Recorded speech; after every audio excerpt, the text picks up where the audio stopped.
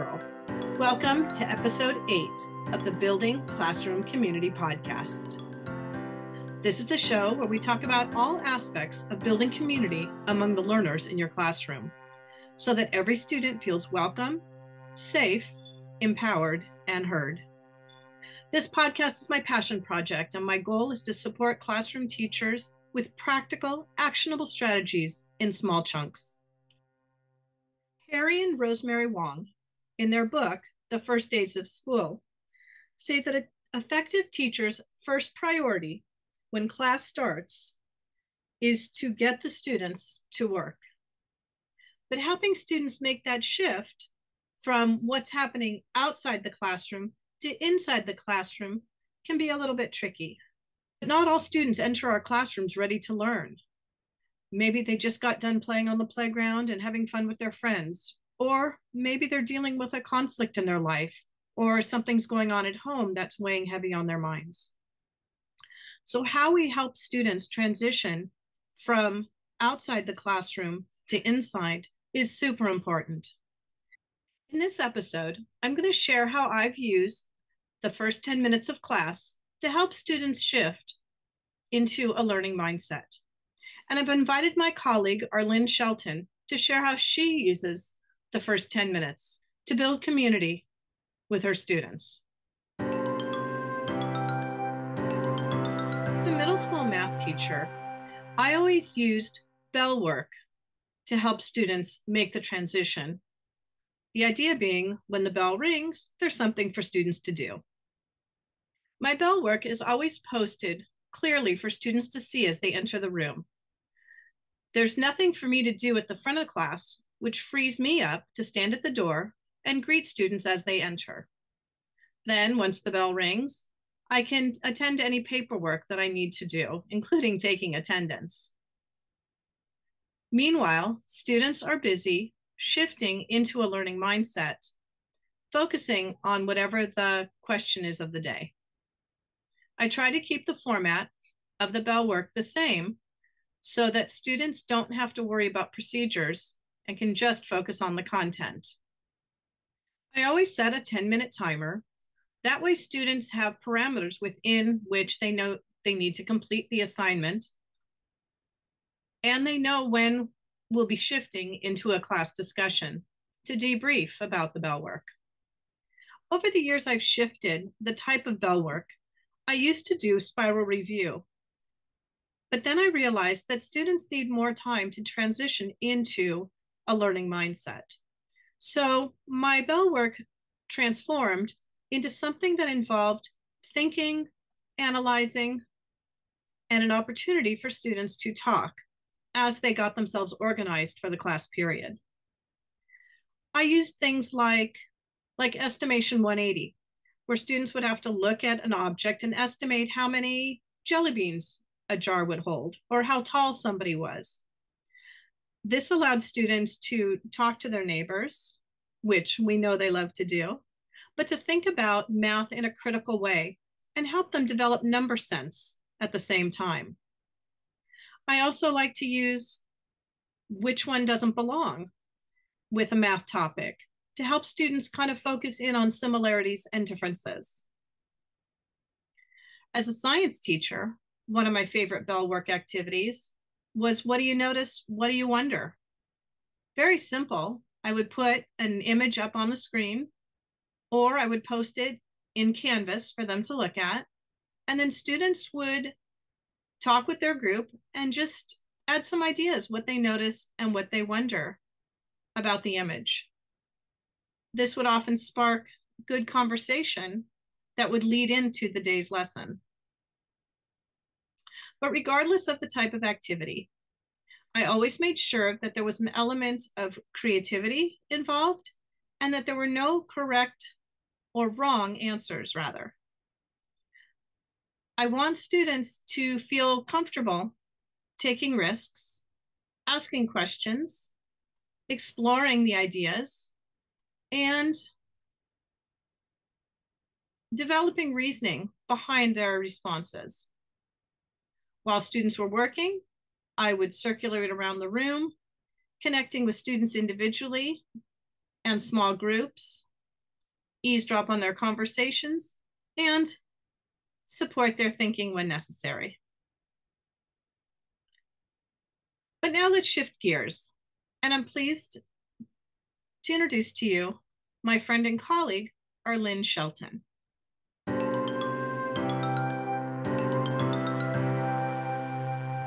Well, happy Saturday, and welcome, Arlyn.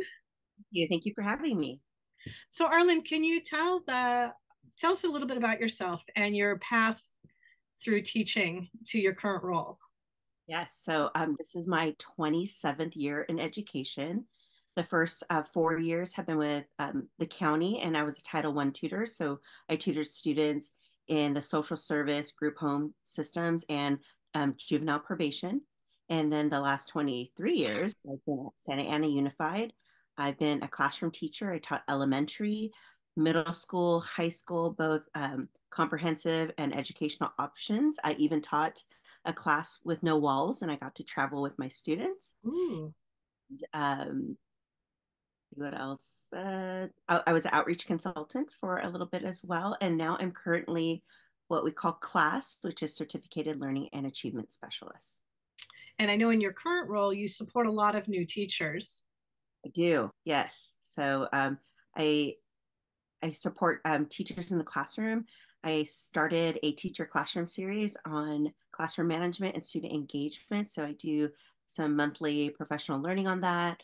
I'm also a team member of the GATE department and with our induction program. That's wonderful.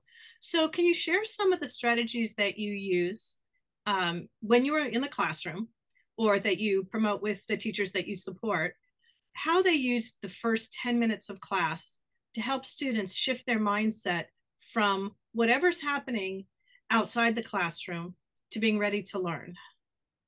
So definitely the concept that comes to mind is connection before content. So if we can connect with our students, because every single day is so different for our students and for ourselves as teachers, and we really need to make that connection to see where each class is for that day so we know how to better proceed, because we can have this beautiful lesson plan laid out, but if everyone's having a rough day, even including the teacher, it's not going to happen. So definitely connection before content.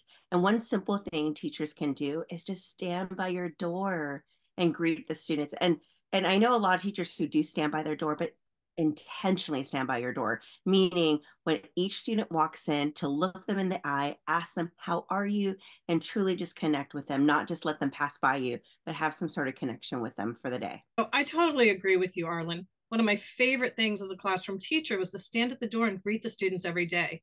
I made a point of shaking their hands, saying hello to them, calling them by name, looking them in the eye, like you said, because it just forms that connection. It And means a some, lot to students. I really do think that it shows that we care. And obviously, we do care, but I think it really solidifies for our students that my teacher, especially today, cares how I'm feeling today. and they really appreciate it, I think, when you notice that they got a haircut or if they're looking sad, right? And we make that connection and let them know we care. Yeah. But I know, the pandemic's kind of changed things in that we're not always shaking hands so much anymore. But I saw you recently posted on Instagram a teacher you're working with who has kind of a fun greeting routine. Can you tell us a little bit about that? Yes, so I'm working with a second grade teacher, and every day she greets her students at the door. There's a poster by the door, and if I can remember correctly, it's like you can shake hands, you can dance, you could dab, you could do all these different things, and then each child gets to pick one for the day. Some kids pick the same one each day, others change it up a bit, and then that's how they greet each other. So if the child wants to dance, then both the teacher and the child dances, and I was there recording it, but I must say the kids were just so excited because they did their little special dance or handshake with the teacher, and they came in with the biggest smiles. And what a wonderful way to start the day, connecting with your teacher. Yeah, I saw that. I saw their smiles and how they were giggling and how some were kind of shy at first, but they did it. And then the big smile just lit up their faces and they came in with just such a positive attitude. And what you can't hear in the video, because I actually put music over it, they're the sweetest kids. I've actually been to that classroom before. And so when they walked in, they greeted me. They're like, "Hi, Miss Shelton." And I'm like, "Oh." Oh, And then kids were like, "Hola." Like they had little side conversations with me as they were walking in. So, just by greeting their teacher, they were coming in with big smiles and big energy. And they saw me and they greeted me as well. And so it was wonderful. and that just sets such a positive tone for the whole class, doesn't it? For the whole day. The day, what a great way to start Yeah, the day with something positive, especially if maybe your morning wasn't going so great. So, yeah, I agree. So, all right, kids are in the room. And what are some things you do during those first 10 minutes as students are sitting down and getting ready to, transition into learning? so when I was in the classroom, I would do a daily check-in. And it was quick and easy. It was just digital. It was on the board, and students would get into their Google Classroom and check in what their feeling was. So if they were a 5, that meant like they are just having a great day, ready to learn, and then all the way down to a 1 where they're not having a great day. And it was no one could tell who did what, but the results came back and everyone could see. And it's important not just for the teacher to see, but fellow students. So if we saw that everyone was like at 4s and 5s that day, then I know as a teacher I can move on to challenging things. Students know that their peers are doing well. But if we saw several 1s and 2s, and we didn't know who was, having that, we just knew to be extra super kind for that day because we're so thankful that they were there that day. But we also need to make sure that we're being supportive. And it's so important, not just me as the teacher to see that, but for peers to see that as well. Absolutely. Absolutely. So, what are some other things that you do in your classroom? Yes. So a lot of think, pair, share. So one thing we could do as teachers is when we pose a question, be it if it's just a connecting kind of question or even an academic related question, is to give students time to think. I know some of us, it feels a little awkward to give that 30 seconds or even a minute to think, but everyone thinks and processes differently. So if we can do that, just briefly give them that time, quiet time to do that. And before we give the answers, because teachers were so good at like, ask this question, receive that answer. But if we just gave them time to think and then time for them to pair, meaning they turn to a partner and give the answer, this is helpful in the sense of it gives that person a chance to give their answer, see if they're right or wrong, and also to process things. It also helps with language because if you're a second language learner, like myself, sometimes we think in our home language, and it takes us time to think in our home language and then process it and then think of it in English and then be able to say it in English. And so if we have time to kind of process it with a peer that might speak the same home language as us, that's helpful. And then be able to say it back in English and then be able to state that, that helps as well. And then we as teachers can ask and pose the same question and randomly ask students. So, I agree. Giving students think time is huge. I'm a particular fan of an edu protocol called Thin Slides. Okay. Because in Thin Slides, students on a Google slide, they have to pick one image and one word about whatever the topic is. But it gives students that thought time, that processing time before they have to talk. And you're right, it gives students more confidence when they have something to talk about. So Thin Slides is super easy and super quick. Oh, that sounds great. I did it with volcanoes once, and just it was instead of the KWL, which you can get a lot of. It takes forever.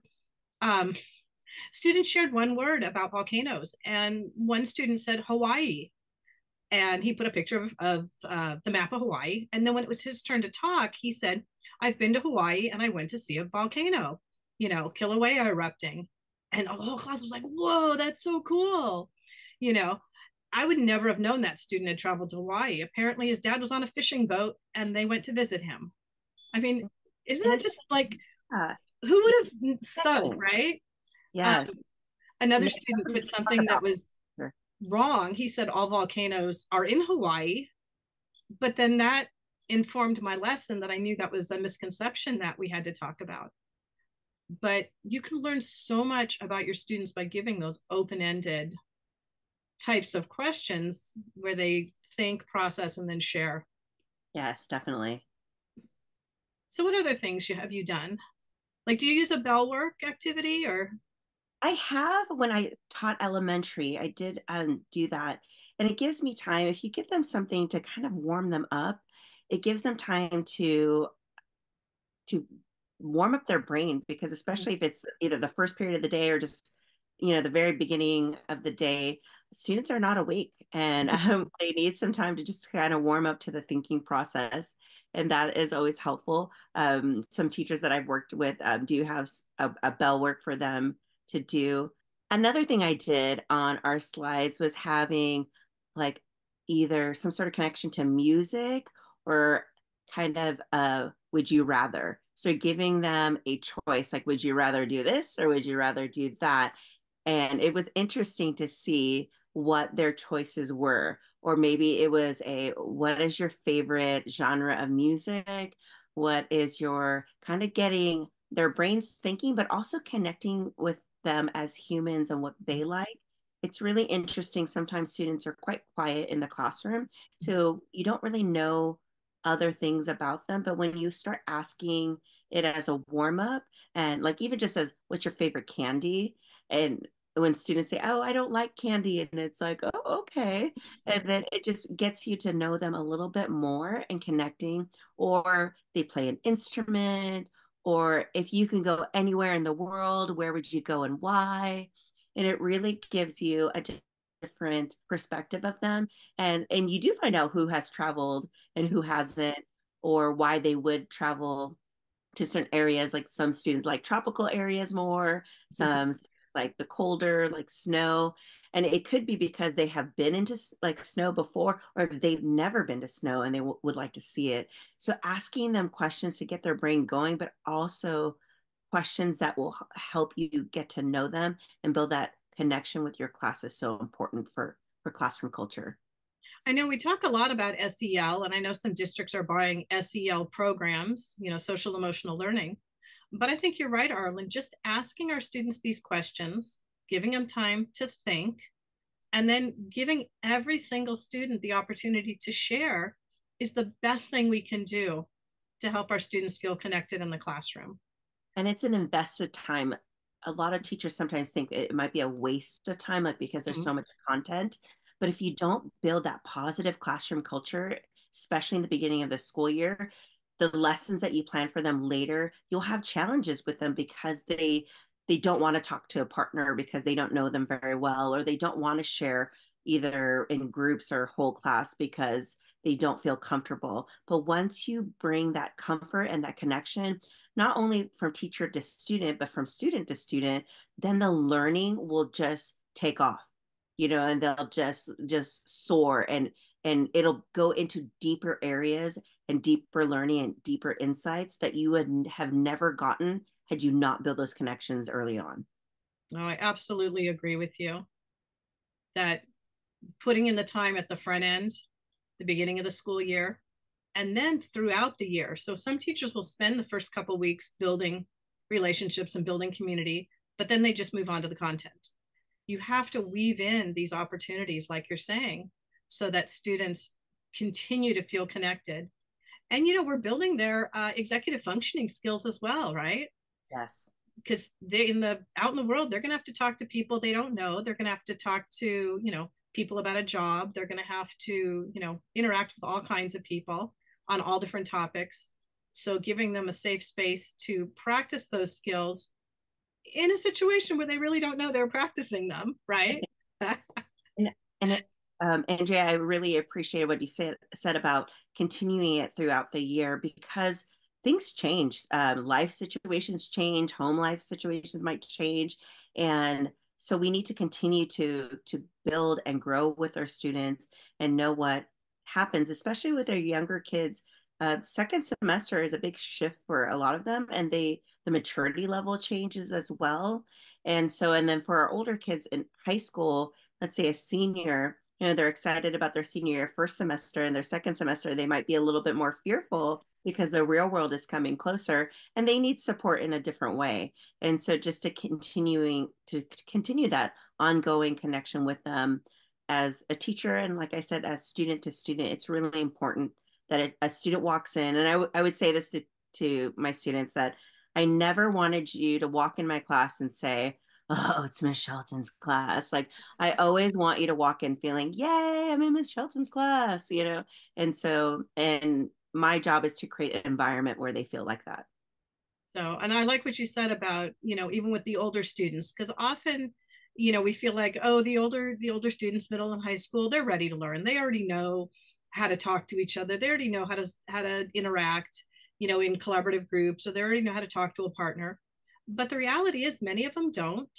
And You're even right. if they do, we all need practice. I mean, even us preparing for this podcast, we did a little pre-work, right? We had a little conversation before so that we were both comfortable on Zoom, because our normal interaction is in person, right? Yes. So we all need to practice and be more, become more comfortable in a variety of contexts. It is, So it is, don't forget those older kids, right? Give them the opportunities, you know, so that then they can then focus on the learning, right? and every grade is different, and then you think of the middle schoolers that are just going through a lot of hormones and a lot of different things. And, they go from elementary, they're excited about everything. And then middle school happens and they feel embarrassed about every little thing. And then they kind of mellow out a little bit in high school.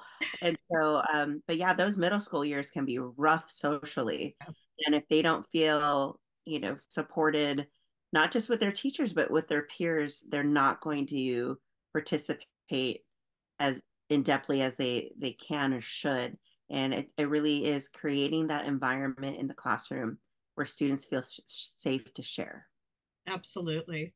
And especially, in elementary school, most students are together for their 5 or 6 years, or 7 years, depending on the school. But when they come to middle school or high school, there's so many more students that they've never seen before, and so Yes. many more connections that we need to help them build, right? Because at the end of the day, they're all kids and Yes. they need support, and that's our job. And so if we can do these little maneuverings, right, by asking these SEL questions and these check-ins and giving them time, wait time and think time, and a consistent start of each class period, that'll just help them be more successful overall. And I think that's so important to be consistent. I do a teacher session on the importance of a teacher being consistent. Because can you imagine if you walked in a room and like you just didn't know what type of person, like what type of teacher you'll have for that day? And and that's a little nerve-wracking. You just like, okay, is the teacher gonna be nice today? Is teacher so as teachers, we need to be consistent.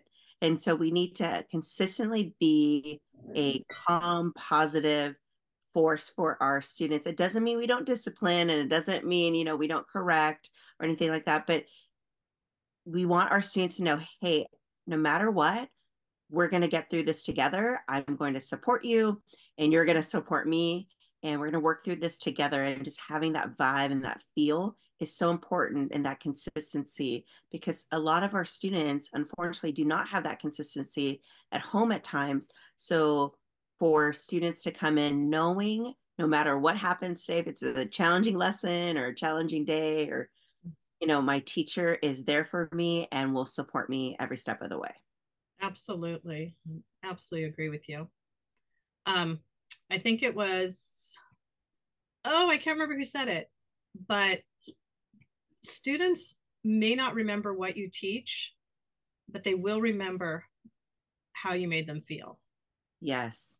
And if each of us thinks back to our own favorite teachers growing up, the teachers we connected, my guess is you're probably not remembering the content, maybe the topic, but not the specific lessons. But you remember the way the teacher made you feel in that classroom. And Yes. that's what we want to build for our students. So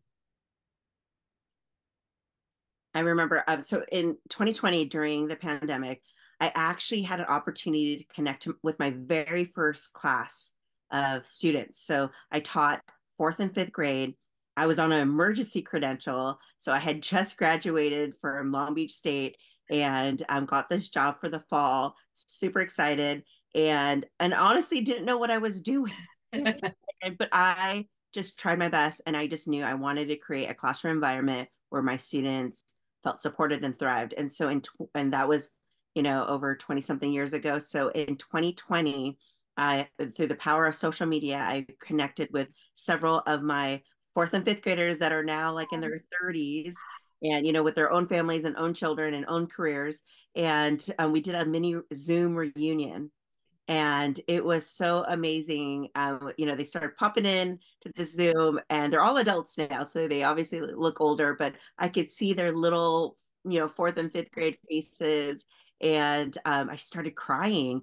And I remember one student, he said, I knew you were going to cry, but I didn't think it was going to be the first 30 seconds. And then, we were just open and honest. I said, hey guys, I didn't even have my full credential then. I was just like on an emergency credential. It was my first year teaching you all. I don't even know what I was doing. And just the feedback from my students of just how they felt and in the classroom and how much fun. And like you said, they don't really, like, as students, we don't remember specifics sometimes, unless maybe it was a big project, but you don't really remember projects or lessons specifically, but you do remember the support and how you felt, or how fun that class was, or how just enjoyable that was. And so that's what my students were telling me. And it made me so excited that after all these years, they still wanted to hang out with me. And, even being a new teacher, not knowing everything, I did my best to create that classroom environment. So as teachers, if we could really focus on the connection before content, I think we'll be okay. Absolutely. Absolutely. And it doesn't matter if we're in our first year teaching, or for me, my 40th. Yes. Treat every year like it's your first, because with those group of students, it is their first year. It Their is. first year with you, Oh, and yeah. their only year with you. They don't get a do-over for fourth grade or fifth grade or, middle school. So connection before content. I love Yes. that. Well, thank you, Arlyn. I appreciate you joining me today. Is there Yeah. anything else you'd like to close with? I think as educators, we are trying our best. Sometimes I think either society or just, all the things we have to do might silently be telling us, or maybe loudly telling us, that we're not doing a good job. But I really do think as educators, if your heart's in it and you really try to connect with your students and you're doing your best to learn content and learn different strategies and approaches, and being open to grow and learn as an educator, I think you're doing a good job. So, I think so too. And I think maybe, one thing we didn't touch on is, we're talking about having students transition from outside the classroom to a state of learning. It's important for us as educators also to develop our own routines, how we can leave whatever's happening in our personal lives, outside the classroom. We're not yes, always going to, come in with a, super sunny disposition because everything's, peachy at home. But for our students, it's important that we too transition into a positive state of mind. So maybe that might be a good future episode. Talk about how teachers can help do that for themselves. yes. So, well, thank you for joining me today in our conversation with Arlyn Shelton. We appreciate her wise words and insights into building positive class culture among our learners. And just remember that teaching is a work in progress. It takes time, effort, and a lot of planning to create a classroom culture where every student feels welcome, successful, empowered, and heard. Thanks for watching. Or thanks for thanks for joining us. Or thanks for listening. I don't know. What should I say? Um, Thanks for being with us. There you go. Thanks for being with us. Thanks for being with us.